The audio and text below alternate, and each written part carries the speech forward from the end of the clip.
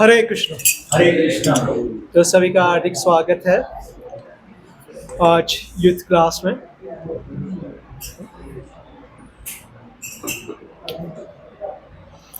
तो आज का सेशन लेने से पहले तो हम आपसे सुनेंगे कि लास्ट टाइम हमने क्या क्या सीखा, पिछले बार क्या सीखा। हाँ हाँ, क्या एक सेकंड, कोई बोल रहा है।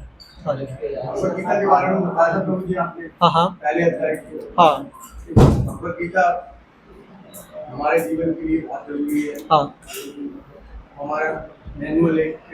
यस, लाइफ का मैनुअल है, निर्देशिका है भगवत। और ये गुरु परंपरा से हमें प्राप्त है। Yes. हमें भगवद गीता रूप है उसका ही एग्जैक्टली, बहुत अच्छा, थैंक यू। हाँ बोलिए, अब बोल नहीं रहे, आपस में बात कर रहे हैं, आप बोलिए। आप हमारे जीवन में भगवद गीता बहुत महत्वपूर्ण है और हाँ। किस तरीके से हम उसे अपने जीवन में ला सकते हैं। हाँ। यही हमारी मैनुअल गाइड है। हाँ, जिससे हम अपना जीवन और क्या, और ये तो उन्होंने कह दिया। हाँ, आप आपस में बात कर रहे थे ना, सुने नहीं आपने। और क्या उसके अलावा। आपने इसको भी आता है। हाँ ओके, वो बाद में देखेंगे, अभी बताइए क्या कवर किया। ठीक है, कोई और बोलिए। भगवद गीता का प्रयोजन जो है मनुष्य को जो भौतिक अज्ञान है उससे उबारना है, ये बताया था। ओके, और इंट्रोडक्शन बताया था कि 1 से जो है 13 श्लोक तक इंट्रोडक्शन है भगवद गीता का। हाँ, और 13 से 20 तक है जो पांडवों की जीवन के लक्षण बताए गए। कौन कौन सा लक्षण, जैसे कि कपिध्वज था, क्या चीज, कपिध्वज। हाँ जी, और रथ का अर्जुन का। हाँ। भगवान स्वयं थे और जिस जगह युद्ध हुआ था वो क्षेत्र, वो पवित्र क्षेत्र था, धर्म क्षेत्र धर्म कुरुक्षेत्र। क्षेत्र था। और बताया था आपने एक शस्त्र भी बताया जाता है, शस्त्र भी गांडीव था, शंख वगैरह थे, शंख, दिव्य शंख। दिव्य शंख थे, उसकी ध्वनि थी, वो सब एक अच्छा दिया। यस, बहुत अच्छा। और अर्जुन के तर्क थे करुणा, भोग को हानि, पाप फल का डर और पारिवारिक परंपराओं का नाश। हाँ, ये क्रक्स था। और एक और पॉइंट था, एक लास्ट पॉइंट था भगवान के बारे में। भगवान क्या है? कौन है? और इस अध्याय में भगवान कौन सा गुण प्रदर्शित कर रहा है?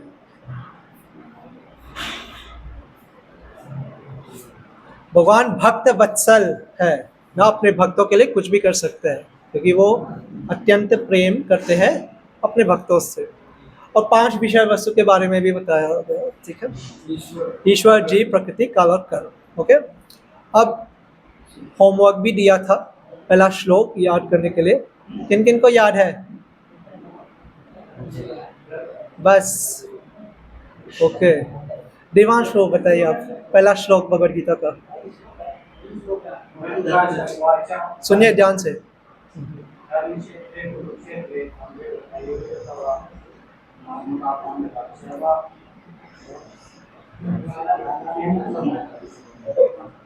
क्या हंसो मत, क्या हंस रहे हो? क्या फिर से एक लाइन मिस कर रहे हो। डरो मत, माँ शुचः, कृष्ण कहते हैं माँ शुचः, डरो मत। ओके, पीयूष प्रभु बताइए।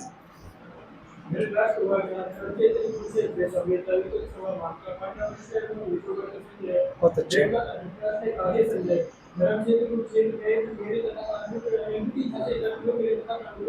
क्या किया, बहुत अच्छा। ओके, पवी प्रभु। दृष्टासुवाचा रणक्षेत्रे कुरुक्षेत्रे संवेदा युयुत्सवा मामका पांडवस्यैव किं कुर्वता संजय। अनुवाद याद है? मतलब पूछ रहे हैं संजय से। हाँ, कौन कौन पूछ रहे हैं?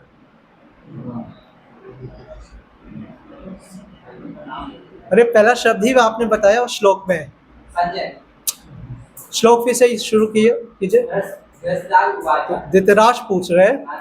हाँ जी, ठीक है। क्या पूछ रहे हैं? कि क्या चल रहा है युद्ध भूमि, क्या क्या हाल है? हाँ, क्या हाल है? ओके ठीक, ओके आप बोलिए। हाँ, धृतराष्ट्रवाद धर्म क्षेत्रे कुरुक्षेत्रे संवेता युयुत्सवा मामुका पांडवाश्चैव किम कुर्वत संजय। बहुत अच्छा। इसमें धृतराष्ट्र संजय से पूछ रहे हैं धर्म क्षेत्र धर्म क्षेत्र युद्ध में कुरुक्षेत्र के धर्म क्षेत्र में, हाँ सही बोल रहे हैं, कुरुक्षेत्र के धर्म क्षेत्र में मेरे और पांडुपुत्र की क्या स्थिति है, मतलब हाँ एकत्र हुए युद्ध की इच्छा से, तो वो क्या कर रहे हैं, उन्होंने क्या किया। ओके, तो आगे बढ़ते हैं।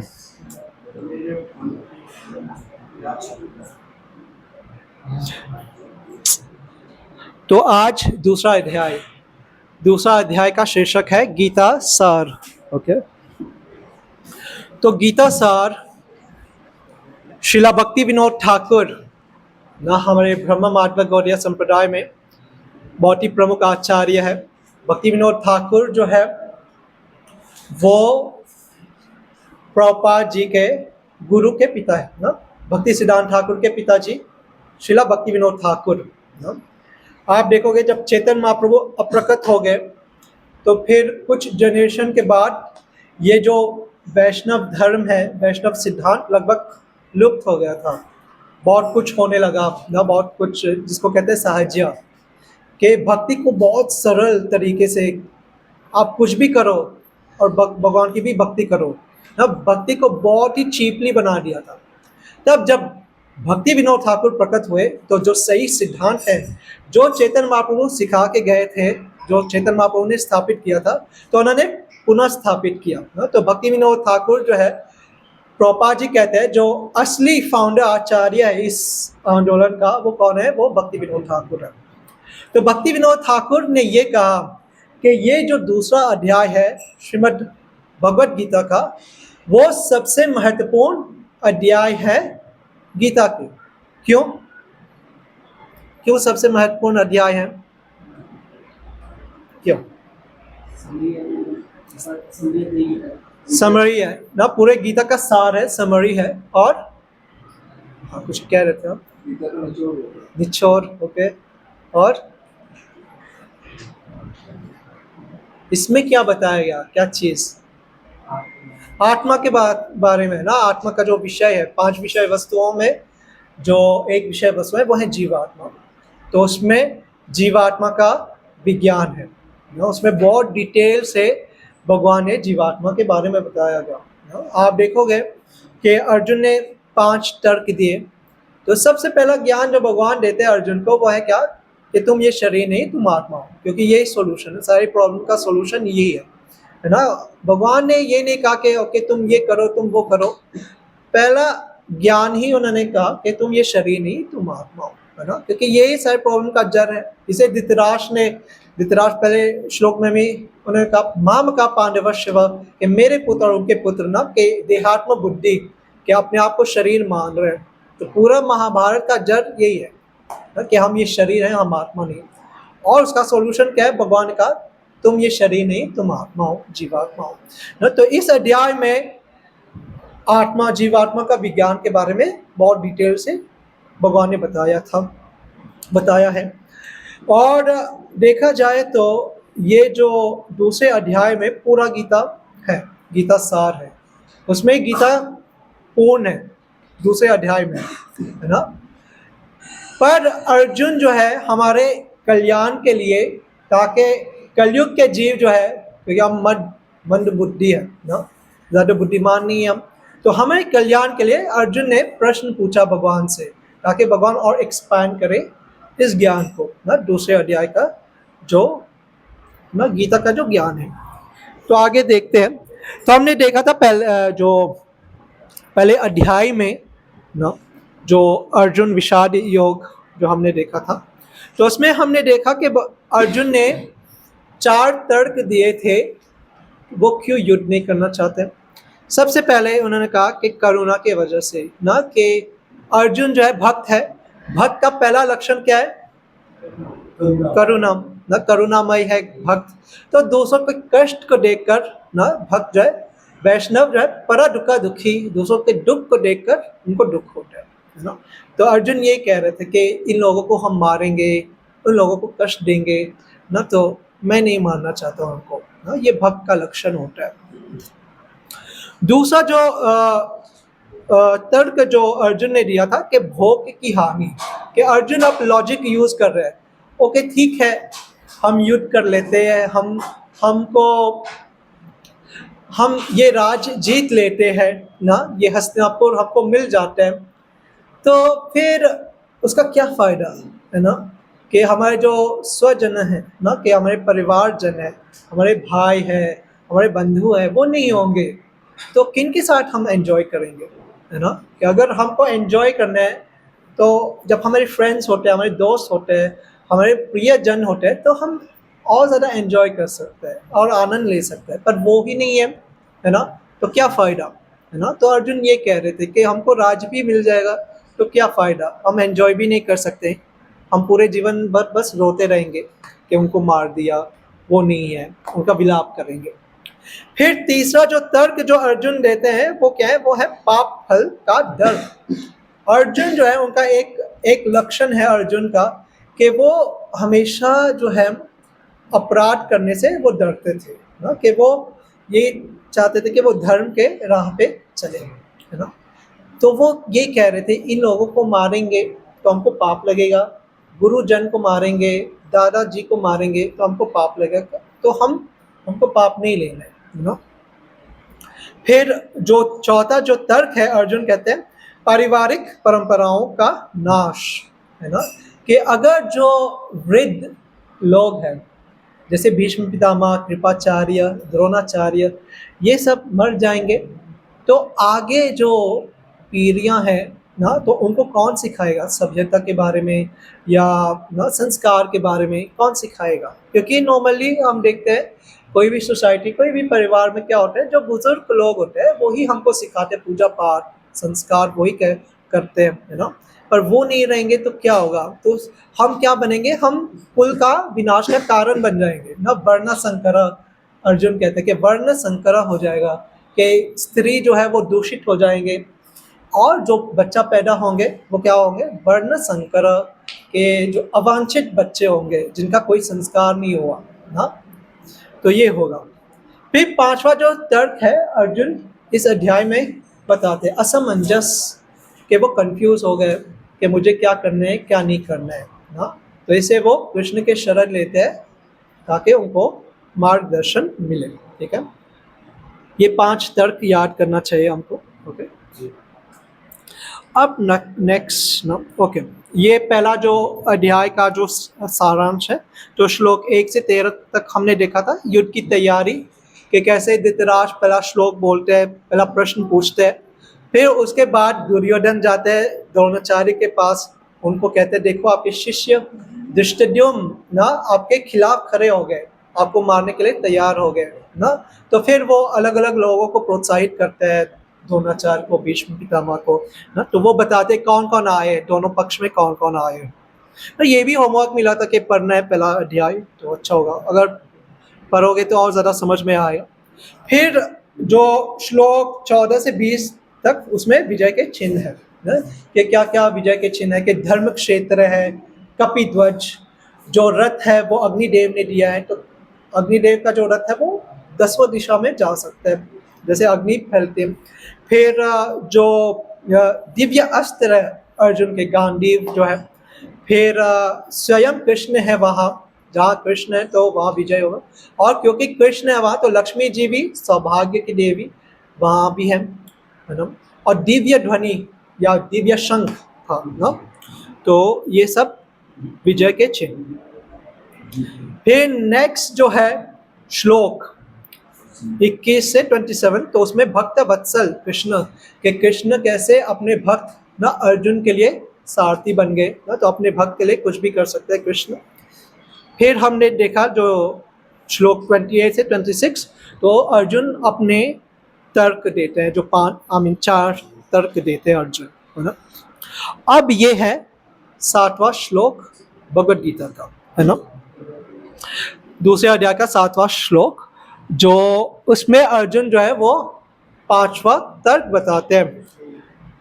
तो आगे जाने से पहले हम भगवान से प्रार्थना करेंगे और मंगलाचरण करेंगे। तो मेरे पीछे आप बोल सकते हैं, ओम नमो भगवते वासुदेवाय। ओम नमो भगवते वासुदेवाय। ओम नमो भगवते वासुदेवाय। ओम नमो भगवते वासुदेवाय। ओम नमो भगवते वासुदेवाय। ओम नमो भगवते वासुदेवाय। ओम ज्ञानातिमिरन्धस्य ज्ञानाञ्जनशलाकया चक्षुरुन्मिलितं येन तस्मै श्री गुरवे नमः। श्रीचैतन्यमनोभीष्टं स्थापितं येन भूतले स्वयं रूप कदा मह्यं ददाति स्वपदान्तिकं। वन्देऽहं श्रीगुरो श्रीयुतपदकमलं श्रीगुरुन् वैष्णवांश्च श्रीरूपं साग्रजातं सहगणरघुनाथान्वितं तं सजीवं साद्वैतं सावधूतं परिजनसहितं कृष्णचैतन्यदेवं श्रीराधा कृष्णपादान् सहगणललिता श्रीविशाखान्वितांश्च। हे कृष्ण करुणा सिन्धो दीनबन्धो जगत्पते गोपेश गोपिका कांत राधा कांत नमोस्तुते। तप्त कांचन गौरांगी राधे वृंदावनेश्वरी वृषभानुसुते देवी प्रणमामि हरिप्रिये। वाञ्छकल्पतरुभ्यश्च कृपा सिन्धुभ्य एव च पतितानां पावनेभ्यो वैष्णवेभ्यो नमो नमः। जय श्री कृष्ण चैतन्य प्रभु नित्यानंद श्री अद्वैत गदाधर श्रीवासादि गौर भक्तवृंद। हरे कृष्णा कृष्ण कृष्ण हरे हरे, हरे राम राम राम हरे हरे। नमः ओम विष्णुपादाय कृष्ण पृष्ठाय भूतले श्रीमते भक्ति वेदांत स्वामी इति नामिने। नमस्ते सरस्वते देवे गौरवाणी प्रचारिणे निर्विशेष शून्यवादी पाश्चात्य देशतारिणे। हरे कृष्ण। तो ये श्लोक आप मेरे पीछे बोल सकते हैं, मेरे पीछे, ठीक है, साथ साथ में।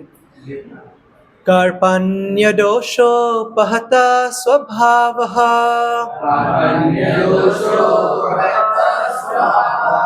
पृच्छामि त्वां धर्मसम्मूढचेतः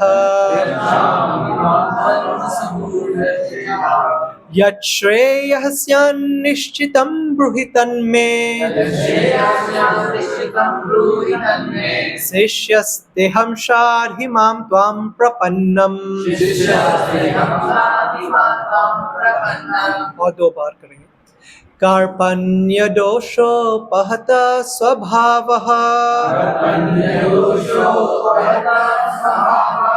पृच्छामि त्वां धर्मसम्मूढचेतः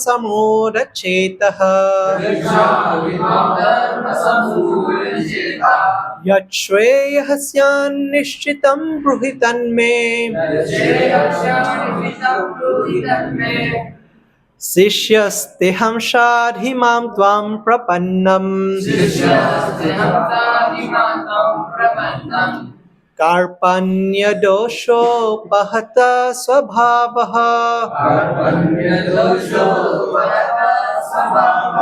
पृच्छामि त्वां धर्मसम्मूढचेतः यत् श्रेयस्यान्निश्चितं ब्रूहि तन्मे शिष्यस्तेऽहं शाधि मां त्वां प्रपन्नम्। ओके, कोई अनुवाद करिए इंग्लिश में। आपका क्या अपने दुर्बलता के कारण अपना कर्तव्य भूल गया हूँ और सारा धैर्य खो चुका हूँ। ऐसी अवस्था में मैं आपसे पूछ रहा हूँ कि जो मेरे लिए श्रेष्ठतर हो उसे निश्चित रूप से बताएं। अब मैं आपका शिष्य हूँ और आपका शरणागत हूँ, इनका मुझे उपदेश दो। मैं फिर से रिपीट करता हूँ। अब मैं अपनी कृपण दुर्बलता के कारण अपना कर्तव्य भूल गया हूँ और सारा धैर्य खो चुका हूँ। तो यहाँ अर्जुन कह रहे हैं कि उनके कृपण दुर्बलता कि उनका हृदय इतना कमज़ोर हो गया है ना। तो क्षत्रिय नॉर्मली उनका हृदय थोड़ा कठोर होता है, हार्ड होता है, क्योंकि उनका युद्ध करना है, लोगों का हत्या करना है ना। पर यहाँ अर्जुन स्वीकार कर रहे हैं, क्या हो रहा है, उनका हृदय जो है विनम्र हो गया या बहुत कमज़ोर हो गया है ना, और अपना कर्तव्य वो भूल गया ना। ये उनका 5वां तर्क है कि कर्तव्य भूल गया।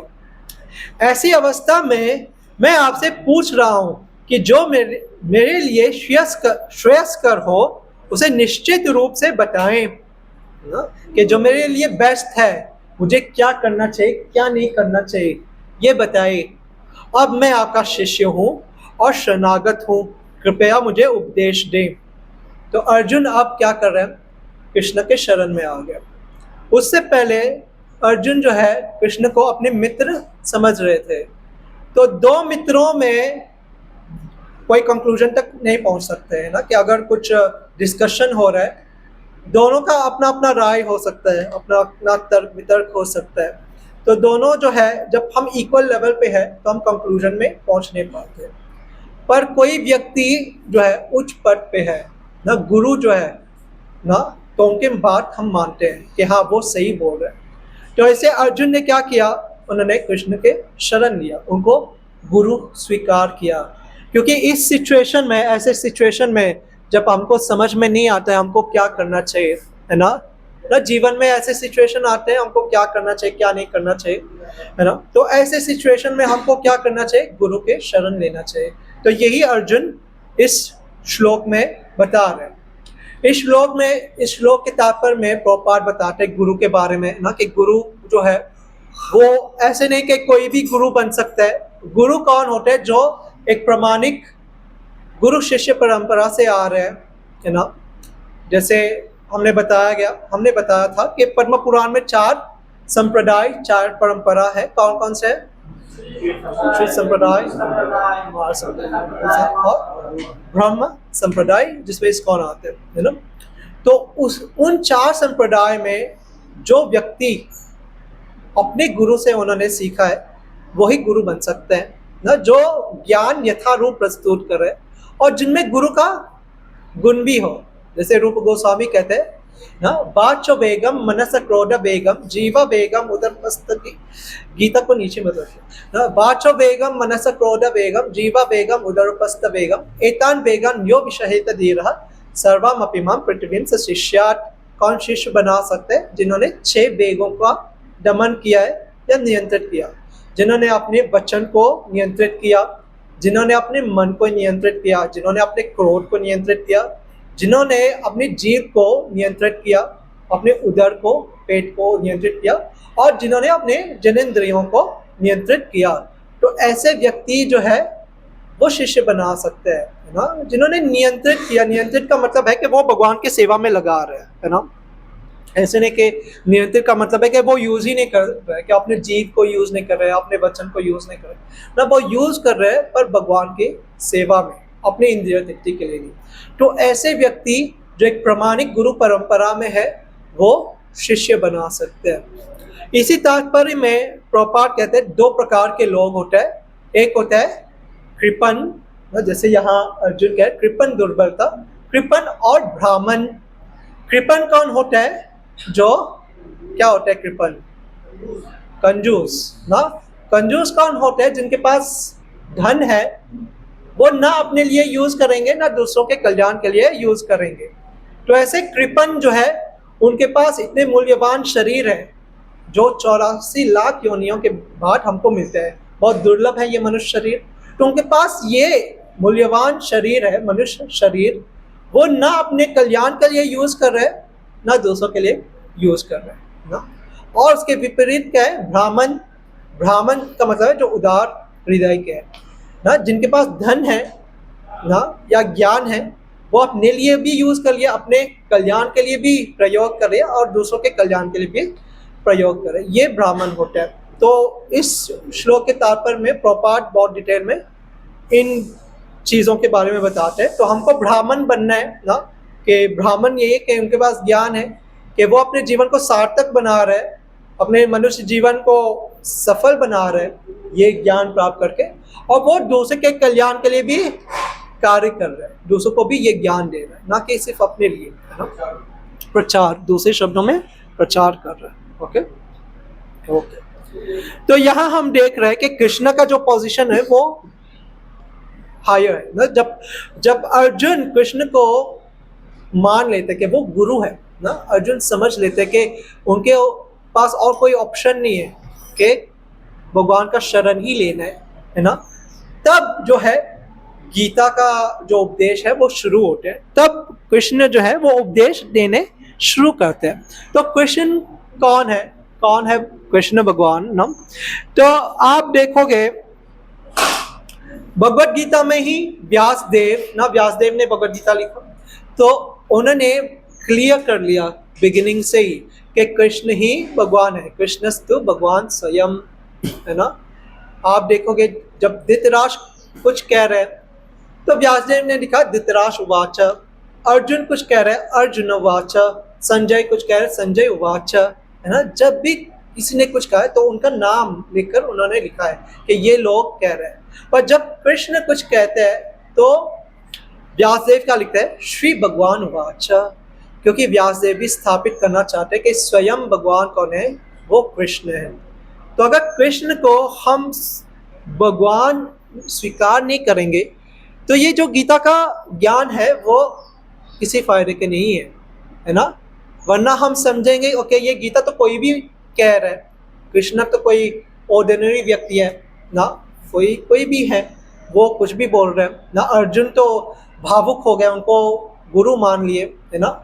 पर नहीं, व्यासदेव बिगिनिंग से स्थापित कर कि ये भगवान है और जो भगवान कह रहे हैं वो ही धर्म है, वही सही है, उसमें कोई दोष नहीं है ना। मनुष्य में अगर कृष्ण कोई साधारण मनुष्य है तो उनमें 4 दोष होंगे। कौन कौन से हैं? 4 दोष, अपूर्ण इंद्रियां और अपूर्ण इंद्रियां और भ्रमित होना, गलती करना और धोखा देना ना। कि जो बद्ध जीव है, जो साधारण मनुष्य है, उनमें 4 दोष होते हैं। वो है कि उनके इंद्रियां अपूर्ण है ना, सीमित है उनके इंद्रियां। दूसरा चीज है क्योंकि वो उनके इंद्रियां अपूर्ण है तो वो भ्रम में पड़ जाते हैं, और भ्रम में पड़ने के कारण वो कुछ गलतियां करते हैं और उन गलतियों को छुपाने के लिए वो धोखा देते हैं। तो अगर कृष्ण में ये 4 दोष है तो ये ज्ञान का कोई फायदा नहीं है ना। तो क्योंकि कृष्ण भगवान है ना, ओम पूर्णमद पूर्णमिदं पूर्णात् उदच्यते, कि भगवान पूर्ण है, उनमें ये 4 दोष नहीं हो सकते हैं ना। तो इससे भगवान का जो ज्ञान है वो भी पूर्ण है। इसे बिगिनिंग में ही व्यासदेव स्थापित कर रहे हैं कि भगवान कौन है, कृष्ण है, कृष्ण भगवान है। तो वो जो ज्ञान यहाँ दे रहे गीता का वो पूर्ण ज्ञान है, उसमें कोई दोष नहीं हो सकता। ओके ओके ओके ओके, तो ये अगला श्लोक है जिसमें ना संजय कह रहे हैं, हे भारतवंशी धृतराष्ट्र, उस समय दोनों सेनाओं के मध्य शोक मग्न अर्जुन से कृष्ण ने मानो हंसते हुए ये शब्द कहे ना। तो कृष्ण जो है मुस्कुरा के उन्होंने कहा ना। ओके, तो अब जो है कृष्ण जो है जो 5 तर्क अर्जुन ने दिया है उसको खंडित करेंगे ना।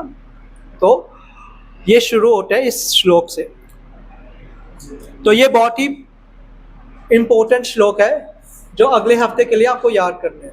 ओके, तो मेरे पीछे आप बोल सकते हैं, देहिनोऽस्मिन् यथा देहे कौमारं यौवनं जरा तथा देहान्तरा प्राप्तिर् धीरस्तत्र न मुह्यति। देहिनोऽस्मिन् यथा देहे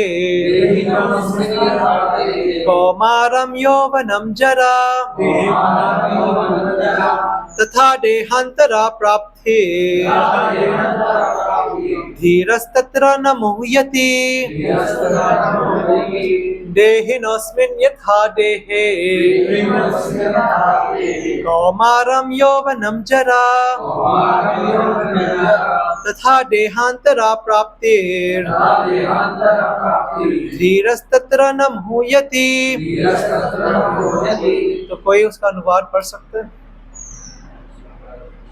जिस प्रकार शरीरधारी आत्मा जिस वर्तमान शरीर में बालक से तरुण और वृद्धावस्था में निरंतर अग्रसर होता है, उसी प्रकार मृत्यु होने पर आत्मा दूसरे शरीर में चला जाता है।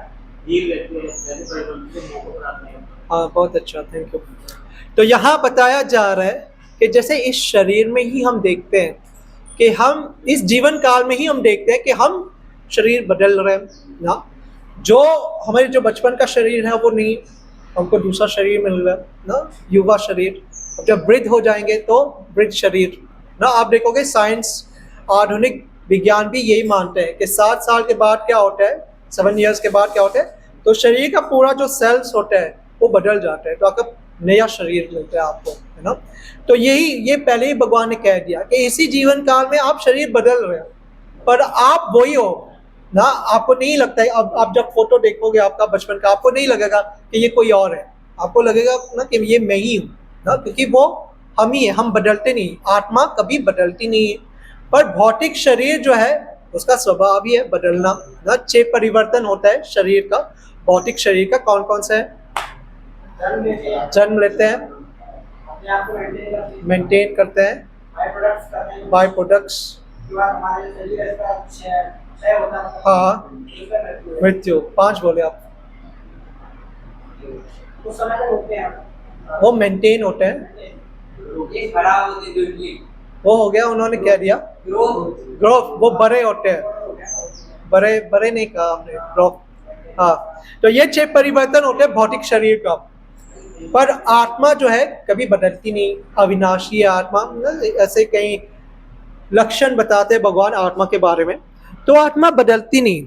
और जब ये शरीर नष्ट हो जाते हैं ना, मृत्यु के समय पे आत्मा क्या करते हैं, वो शरीर बदलती है। भगवान बहुत ही सुंदर एग्जाम्पल देते हैं, बसांसि जीर्णानि यथा व्याया, कि जैसे जो कपड़े हैं वो खराब हो जाते हैं, जब कपड़े खराब हो जाते हैं क्या करते हैं, नए कपड़े लेते हैं। तो ऐसे आत्मा जो है, जब ये शरीर खराब हो जाते हैं मृत्यु के समय, वो अगले शरीर में जाते हैं। तो जो धीर व्यक्ति है, जो इंटेलिजेंट व्यक्ति है, बुद्धिमान व्यक्ति है, जिनके पास ज्ञान होता है, वो इससे विचलित नहीं होते हैं ना, वो विचलित नहीं होते। ओके, उनको समझ में आता है कि ओके आत्मा मरी नहीं। तो यहाँ भगवान यही कह रहा है अर्जुन से। अर्जुन कह रहे कि मेरे को दया आ रहे हैं, ये लोग मर जाएंगे। तो भगवान क्या कह रहे हैं, ये लोग कभी मरेंगे ही नहीं, क्योंकि वो जीवात्मा है, आध्यात्मिक आत्मा है, वो कभी नहीं मरेंगे ना। भीष्म पितामह कभी नहीं मरेंगे, द्रोणाचार्य कभी नहीं मरेंगे, बल्कि उनको नया शरीर मिलेगा जिसमें वो और ज़्यादा एंजॉय कर सकते हैं, और ज़्यादा भोग कर सकते हैं ना। तो ये पहला जो तर्क है जो अर्जुन ने दिया है कि दया के बेसिस पे, तो भगवान क्या कहते हैं कि आत्मा का विज्ञान। तो ये श्लोक 11 से 30 तक भगवान बताते हैं आत्मा के अलग अलग लक्षण बताते हैं कि आत्मा अविनाशी है ना। नैनम चिंदति शस्त्राणि नैनम दहाति पावका, कि कोई भी अस्त्र शस्त्र आत्मा को नहीं काट सकता है, आत्मा को जलाया नहीं जा सकता है, आत्मा को सुखाया नहीं जा सकता है। आत्मा जो है अविनाशी है, आत्मा जो है नित्य है ना। तो अलग अलग आप इन श्लोकों में पढ़ सकते हैं कि आत्मा के अलग अलग लक्षण होते हैं। तो उन लक्षणों से पता चलता है कि जो व्यक्ति है, जो आत्मा है, वो कभी मरती नहीं है। ओके, ये जो हम बता रहे थे, तो ये श्लोक जो है ना, नैनम चिंदन्ति शस्त्राणि नैनम दहाति पावका न चैनम क्रेदन्याहो न शोषति मारुतः। यहाँ आत्मा न तो कभी किसी शस्त्र द्वारा खन किया जा सकता है, न अग्नि द्वारा जलाया जा सकता है, न जल द्वारा भिगोया या वायु द्वारा सुखाया जा सकता है। श्लोक 23 में ये भगवान बताया है। अब दूसरा जो तर्क है उसका खंडन, भोग की हानि। भगवान क्या कहते हैं, तो ये श्लोक 31 से 38 में ना। तो भगवान क्या कहते हैं ना अर्जुन से, तो भगवान कहते हैं अर्जुन से कि इन श्लोकों में भगवान ये कहते हैं कि कोई विलाप करने की जरूरत ही नहीं है ना, कि जो क्षत्रिय, जब कोई क्षत्रिय जो है अगर वो युद्ध स्थल में युद्ध करते समय उनकी मृत्यु होती है तो उनको क्या मिलता है, उनको स्वर्ग लोक मिलता है। तो स्वर्ग लोक में असीमित मात्रा से वो एंजॉय कर सकते हैं ना, वो व्यक्ति जो है उनको कोई हानि नहीं मिलती है, वो कई वर्षों से वो भोग कर सकते हैं। और दूसरी तरफ अगर उनको स्वर्ग लोक नहीं मिला, वो जीत गए, तो उनको इतने बड़ा राज्य मिल जाएगा जिसमें वो भोग सकते हैं, है ना। और दूसरी तरफ एक्चुअली उसके विपरीत भगवान कहते हैं अगर तुम युद्ध नहीं करोगे तो क्या होगा, भगवान ये कहते हैं तुम्हारे शत्रु अनेक प्रकार के कटु शब्दों से तुम्हारा वर्णन करेंगे और तुम्हारे सामर्थ्य का उपहास करेंगे। तुम्हारे लिए इससे दुखदायी और क्या हो सकता है ना। तो क्षत्रिय जो है, क्षत्रिय में बहुत अभिमान होते हैं ना। तो अर्जुन क्या कह रहे हैं कृष्ण से, उनको नहीं मारना है ना, मैं जा रहा हूँ, इससे अच्छा है मैं चला जाऊं जंगल में तपस्या करूं। तो भगवान क्या कह रहे हैं, ये लोग जो तुम्हारे शत्रु है दुर्योधन और उनके भाई, ये नहीं समझेंगे ना, कर्ण जो है वो ये नहीं समझेंगे अर्जुन जो है उनको दया आ गया तो वो चले गए जंगल में तपस्या ना, वो सोचेंगे कि ये डरपोक है। जैसे भगवान ने कहा कि वो लोग सोचेंगे कि तुम नापुंसक हो ना, छोड़ कर चले गए युद्ध स्थल, डर गए कर्ण से, डर गए दुर्योधन से ना, छोड़ कर चले गए, तो उनका मजाक उड़ाएंगे ना कि कैसे नापुंसक है अर्जुन जो है ना कि उससे ज्यादा क्या होगा। तो क्षत्रिय जैसे हमने कहा उनमें अभिमान होता है, ये सुन के क्या होगा अर्जुन को और ज्यादा दुख होगा ना, क्षत्रिय के लिए वो ज्यादा दुखदायी होता है ना। जैसे यहाँ भगवान कह रहे हैं, जैसे भगवान कहते हैं कि क्षत्रिय वो प्रिफर करते कि वो मर जाए कि वो ये सुने, ये सब अब शब्द सुने ना।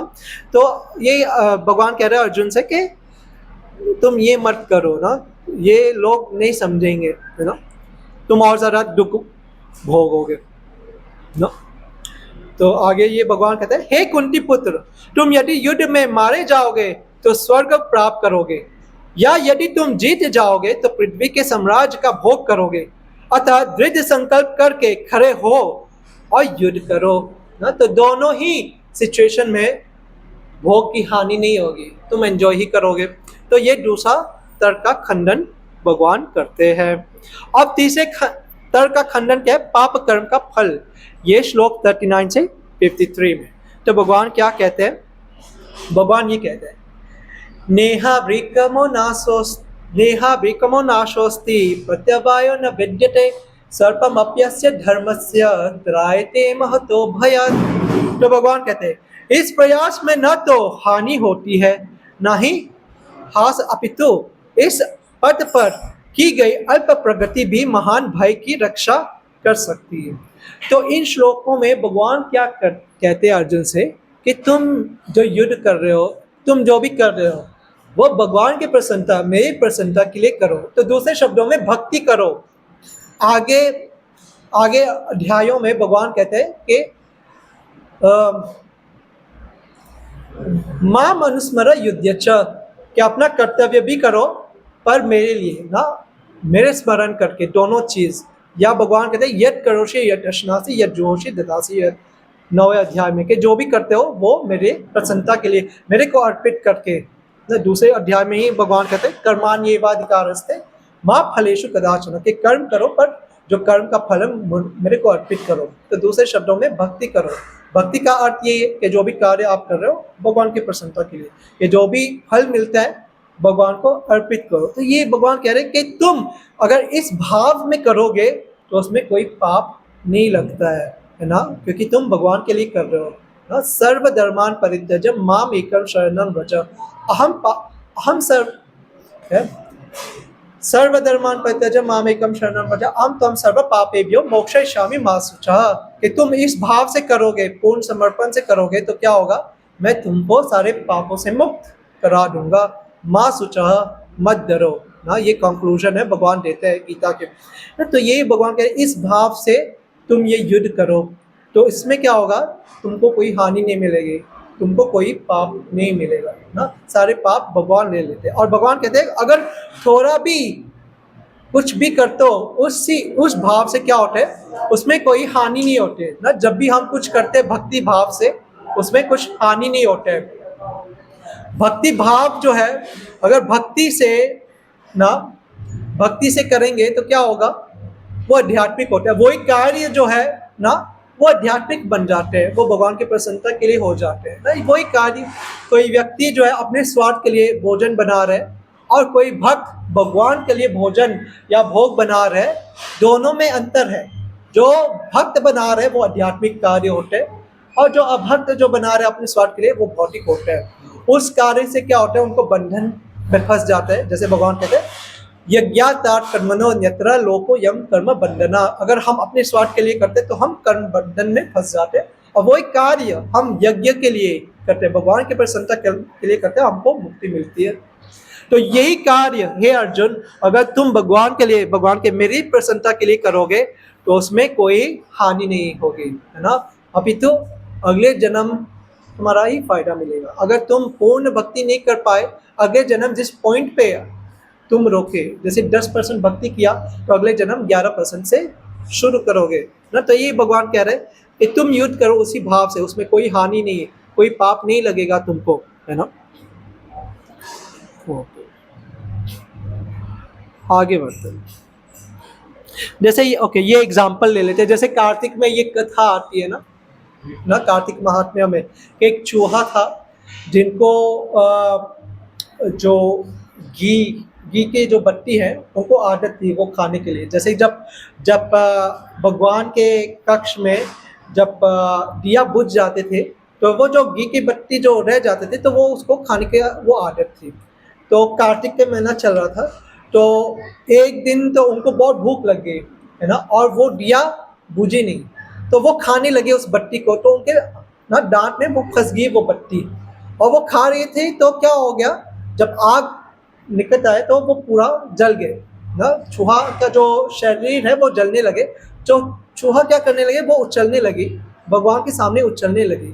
और भगवान ने क्या देखा, भगवान के नज़र में क्या है, ये चूहा जो है मेरी आरती कर रही है ना, सामने आरती कर रही है। और तुरंत ही जब उन्होंने देह त्याग किया तो क्या हुआ, वैकुंठ से विमान आया और उस चूहे को लेकर चले गए, उनको मुक्ति मिल गई, है ना। तो हम ये देख सकते हैं, ये कार्तिक का महात्म्य है। और यहाँ भी के अनजाने में भी ये चूहा ने भक्ति किया, भगवान की सेवा किया, पर भगवान भूले नहीं, भगवान उसको देखे ना, उस पर फोकस किए भगवान ना। भगवान ऐसे हैं, आप थोड़ा भी करोगे भगवान के लिए, भगवान उसको मैग्नीफाई करते हैं। और भौतिक संसार में क्या होता है, हम 100 अच्छे काम कर सकते हैं, एक गलती करते हैं, हम उस गलती को ही मैग्नीफाई करेंगे, उसको उस पर ही फोकस करेंगे। पर अध्यात्म में ये होता है ना, भगवान जो है वो एक छोटी सी अच्छी कार्य भी करेंगे, हम भगवान के लिए भक्ति करेंगे, भगवान के लिए उस पर मैग्नीफाई करते हैं। तो ऐसे ही चूहा ने ये अनजाने में भगवान की भक्ति की तो उनको वैकुंठ का वास मिला है। तो हम भी, अगर हम ये भगवान कहना चाहते हैं अर्जुन से कि कुछ भी करोगे ना भगवान के लिए, तो आप कर्म के बंधन से मुक्त हो जाओगे ना, पाप रहित होगा वो कार्य। तो इसलिए भगवान जो है, आप देखोगे जैसे हमने कहा श्रीमद् भागवतम में ये बताया कि धर्माम तो साक्षात भगवत गीतम, जो भगवान कहते हैं वही धर्म है ना। तो अगर अर्जुन ये सोचे मैं अपने पितामह को मारूंगा, मैं अपने गुरु को मारूंगा, तो उसमें बहुत पाप लगेगा, ये बहुत घृणित पाप होते हैं ना। पर क्योंकि भगवान ने कहा है तो वो धर्म बन गया, उसमें कोई पाप नहीं, क्योंकि भगवान ने कहा। तो धर्म का ये परिभाषा है, जो भगवान ने कहा है वही धर्म है, और कोई परिभाषा नहीं। भगवान ने कहा युधिष्ठिर महाराज से झूठ बोलो के द्रोणाचार्य मर गए, तो वो धर्म बन गया, है ना। तो क्योंकि उन्होंने मना किया तो वो अधर्म बन गया, तो इसे उनको नरक का दर्शन करना पड़ा, है ना। तो अगर हम भगवद गीता का जो सीख है, भगवद गीता में जो भगवान ने कहा है उसको फॉलो करेंगे, तो हमारे जीवन जो है उसमें कोई पाप नहीं होगा। जो भी कार्य हम करेंगे उसमें कोई पाप नहीं लगेगा हमको। है ना। और चौथे तर्क का खंडन, कुल का विनाश, तो उसमें भगवान जो है श्लोक 45 से 46 में भगवान बताते हैं, है ना। तो भगवान कहते हैं त्रैगुण्य विषय वेद निस्त्रैगुण्यो भवार्जुन निर्द्वंदो नित्य सत्वस्थो निर्योगक्षेम आत्मवान। तो भगवान कहते हैं वेदों में मुख्यतया प्रकृति के 3 गुणों का वर्णन हुआ है। तो आप देखोगे वेद में जो हमें शास्त्र में मुख्य चीज जो बताया गया ना, वेद जो है वो 3 खंडों में विभाजित किया गया। एक होता है कर्म कांड, एक होता है ज्ञान कांड और एक होता है उपासना कांड या भक्ति जो भगवान के लिए करते हैं। पर मेन चीज क्या होता है कर्म कांड ना। कर्म कांड का अर्थ है जो हम देवी देवताओं के लिए करते हैं या अपने स्वार्थ के लिए करते हैं, क्योंकि ज्यादातर लोग जो है वो क्या है वो उस लेवल के लिए के नहीं है कि वो निस्वार्थ भाव से भगवान की सेवा कर सके ना, तो उनमें स्वार्थ होता है। तो उनमें तो वेदों में 4 चीज के बारे में मुख्यतया बताया गया कि धर्म, अर्थ, काम और मोक्ष ना। तो इन 4 चीजों के बारे में बताया गया ना। तो ये भगवान कह रहे हैं कि वेदों में ये भौतिक चीजों के बारे में बताया गया। तो भगवान ने कहा हे अर्जुन, इन तीनों गुणों से ऊपर उठो, कि इन भौतिक चीजों से ऊपर उठो और समस्त द्वैतों और लाभ तथा सुरक्षा की सारी चिंताओं से मुक्त होकर आत्मपरायण बनो ना। कि उपासना कांड के भगवान की भक्ति करो ना, आध्यात्मिक कार्य करो, है ना।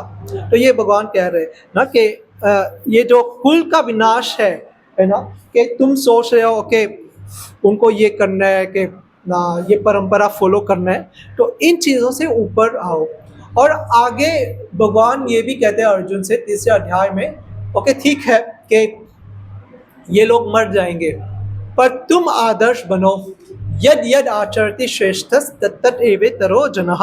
कि अर्जुन तुम आदर्श बनो, तुम आदर्श प्रस्तुत करो, है ना। कि अगर तुम युद्ध छोड़कर चले जाओगे तो तुम भी कारण बन सकते हो ना पारिवारिक परंपराओं का नाश होने का। कि लोग सोचेंगे अरे अर्जुन जैसे महायोद्धा ने किया है, उन्होंने युद्ध नहीं किया, अपना धर्म का पालन नहीं किया, तो हम भी ना करें, है ना। तो तुम उसके कारण बन जाओगे। इसे तुम अपना ये लगाओ, वहां लग सकता आ जाएगा।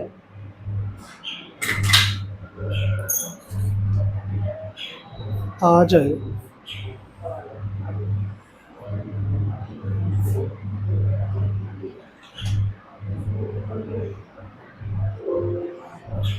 ओके, फिर से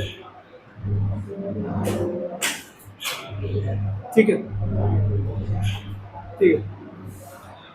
हाँ, तुम आदर्श बनो, तुम आदर्श प्रस्तुत करो और सब तुमको फॉलो करेंगे, है ना। तो फिर ये ना कुल का विनाश कभी नहीं होगा। अब 5वें तर्क का खंडन और निर्णय के ना जो श्लोक हमने देखा कार्पण्य दोषो पातसो। तो भगवान कहते हैं व्यवसायत्मक बुद्धि एकेह कुरु नंदना बहुशाखा ही अंतश्च बुद्धयो व्यवसायी नाम।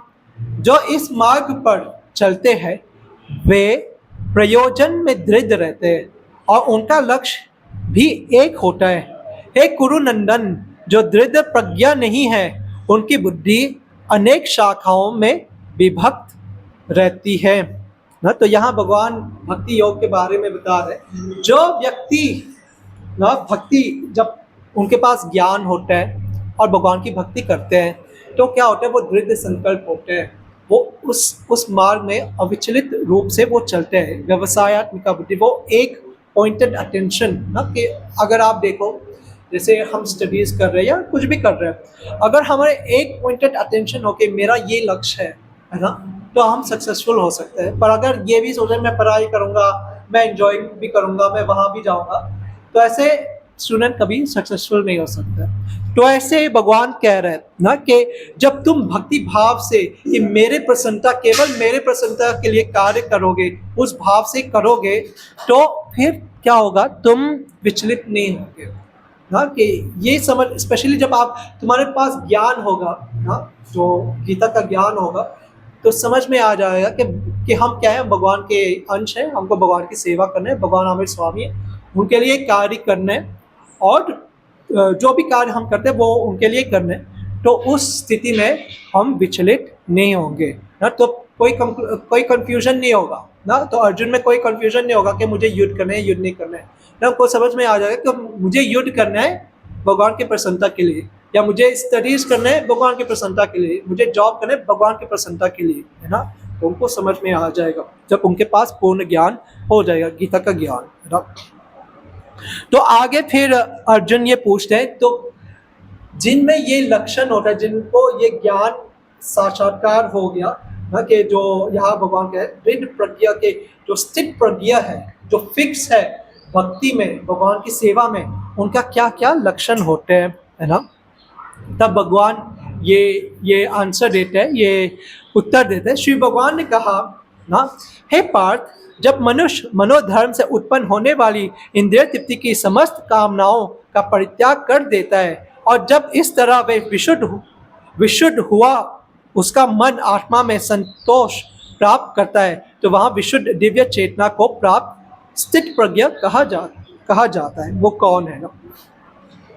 तो यहाँ भगवान कहते हैं ना कि जब व्यक्ति जो है मनोधर्म से उत्पन्न होने वाली इंद्रिय तृप्ति की समस्त कामनाओं ना, कि हम जो अपने मन के अनुसार, जब हम अपने मन के अनुसार चलना बंद करते हैं ना, कि हम अपने मन के हिसाब से नहीं चलते, पर जो भगवान ने कहा है गीता में उसके अनुसार से चलते हैं ना, तब क्या होता है, हम शुद्ध हो जाते हैं ना, हमें चेतना शुद्ध हो जाते हैं, और हमारे मन जो है वो संतुष्ट हो जाते हैं, आत्मा के ज्ञान में वो संतुष्ट हो जाते हैं। तो वो व्यक्ति जो है वो फिक्स होते हैं ना भगवान के सेवा में। तो वो जो व्यक्ति जो है, तो वो किसी गुरु के शरण लिए, और उस गुरु के अनुसार, जो गुरु जो ज्ञान दे रहे हैं, जो प्रामाणिक गुरु है, जो भगवान के ही ज्ञान दे रहे हैं, तो उनके अनुसार वो अपने जीवन को वो व्यतीत कर रहे हैं, ना कि अपने मन के अनुसार कि मुझे लगता है कि मुझे ऐसे भक्ति करना चाहिए, मुझे लगता है कि मुझे ऐसे भगवान की सेवा करना चाहिए ना, कि वो गुरु के अनुसार। क्योंकि गुरु कौन है, गुरु जो है वो भगवान के बहुत निजी, सबसे निजी दास होते हैं ना। जैसे शिक्षाष्टक में बताएगा, निकुंज यूनो रतिकेली सिद्ध या लिव्युक्तिरपेक्षणीय तत्राति दाक्षाद अतिबलभस्य वंदे गुरु श्री चरणारविंदम। जो गुरु कौन है, अतिबलभस्य, भगवान के बहुत प्रिय है, और वो भगवान के बहुत घनिष्ठ सेवा कर रहे हैं। तो वो उनको पता है कि भगवान को क्या अच्छा लगता है, क्या अच्छा नहीं लगता है। और आगे बताया जाता है, साक्षात धरित्वेन समस्त शास्त्र उक्तस्तथा भाव्यते एव सहि, किंतु प्रभो यह प्रिय एव तस्य वंदे गुरु श्री चरणारविंदम। के साक्षात हरि, कि जैसे हरि कृष्ण के सम्मान करते हैं, ऐसे ही गुरु को सम्मान देना है, क्योंकि वो हरि के प्रतिनिधि हैं। कि जैसे पुलिस जो है जब सड़क पे पुलिस को देखता है कि वो गवर्नमेंट ना, सरकार के प्रतिनिधि होते हैं, तो उनको हम रिस्पेक्ट देते हैं, उसी ऐसे ही रिस्पेक्ट देते हैं जैसे सरकार को देते हैं। तो ऐसे गुरु जो है वो भगवान के प्रतिनिधि होते हैं, तो उनको ऐसे ही हम सम्मान देते हैं, रिस्पेक्ट देते हैं। तो जो गुरु कहते हैं वो ही हमको करना चाहिए। और ऐसे व्यक्ति जब ये करेंगे तब उनका मन जो है वो विचलित नहीं होंगे ना, कि यहाँ वहाँ का नहीं सोचेंगे कि मुझे ये भी करना है, वो ही करना है ना। वही करेंगे जो शास्त्रों में बताएगा, जो गुरु ने कहा, और ऐसे ही उनका मन शुद्ध होगा और वो संतुष्ट हो जाएगा। तो ऐसे व्यक्ति वो स्थित प्रज्ञा होते हैं, वो फिक्स होते हैं भगवान की सेवा में ना। और आगे भगवान कहते हैं ओके ये हो गया ना। जैसे प्रहलाद महाराज कभी विचलित नहीं हुए ना, कि उनके पिताजी ने इतने यातना दिए, उनको जहर दिया, पहाड़ से फेंका ना, और कई चीज उन्होंने किया ना, कई कष्ट दिए प्रहलाद महाराज को, पर वो भगवान के भक्ति से विचलित नहीं हुए। उनको कहते हैं स्थित प्रज्ञा, है ना।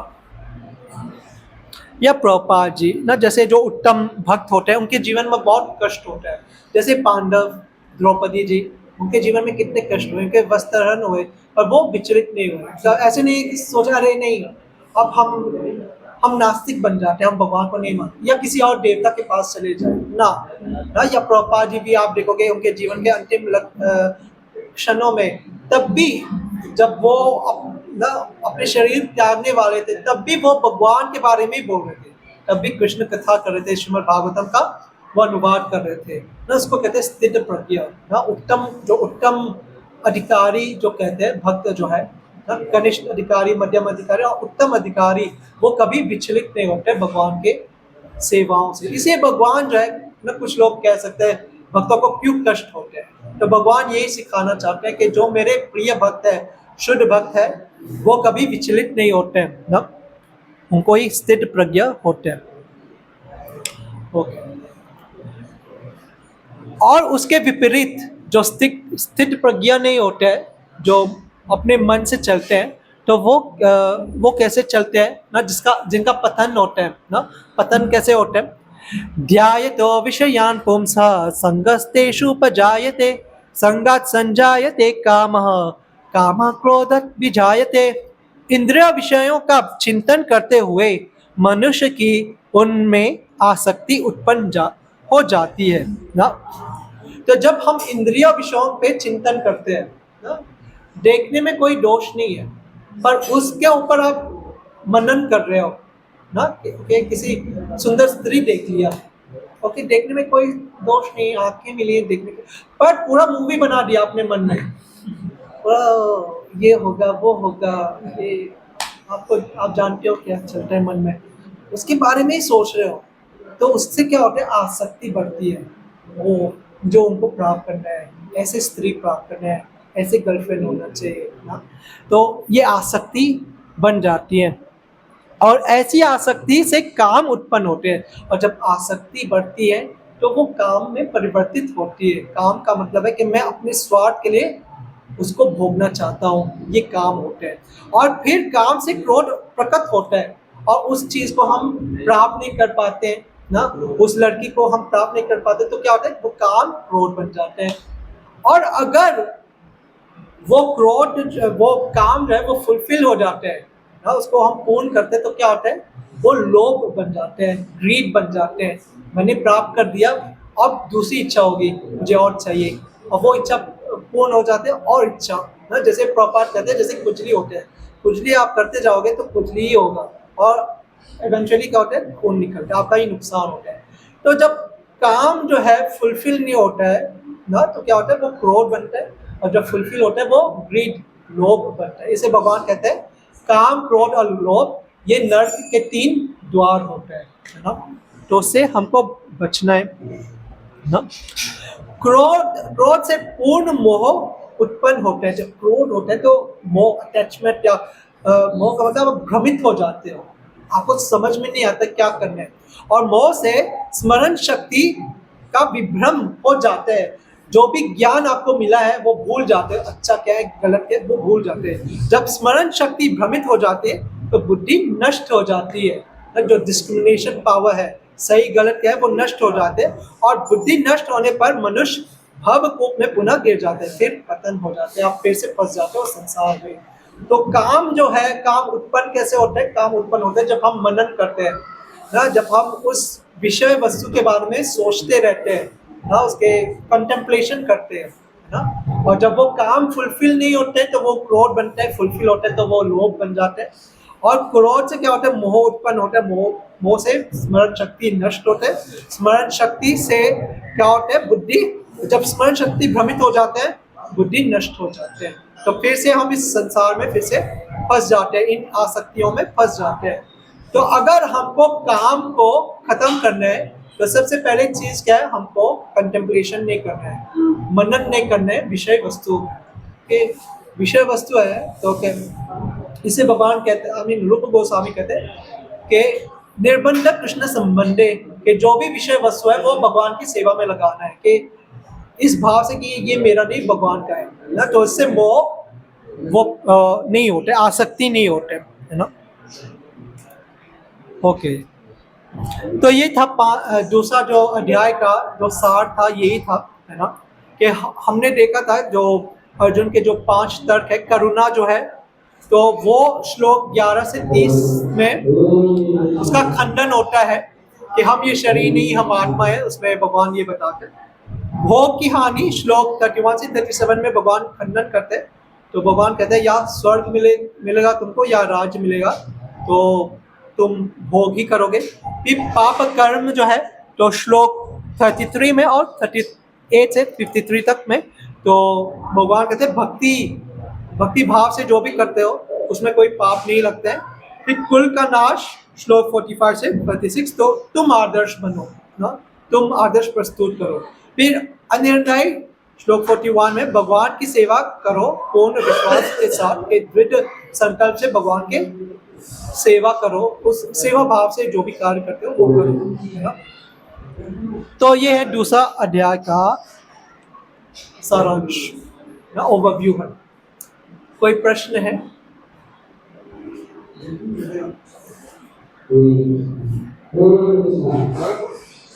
कोई प्रश्न है ना? तो प्रसाद रेडी है? रेडी नहीं है? क्या क्या चाहिए? हाँ ना, ये नहीं बैठाया मैंने।